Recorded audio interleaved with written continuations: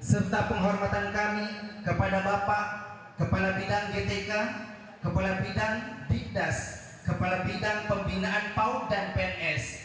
Bapak Kasih Kurikulum, serta yang kami hormati Bapak Pengawas Sekolah Dasar dan Pengawas Pendidikan Agama Islam Sekabupaten Aceh Tamiang. Yang kami hormati Kepala Kantor Kementerian Agama Kabupaten Aceh Tamiang, Bapak Camat, Bapak Dan Ramil, dan Bapak Koramil Kejuruan Muda, serta yang kami hormati Bapak Kepala Dinas Syariat Islam, Bapak Ketua MPU, Bapak Ketua MPD, Bapak Kepala Baitul Mal,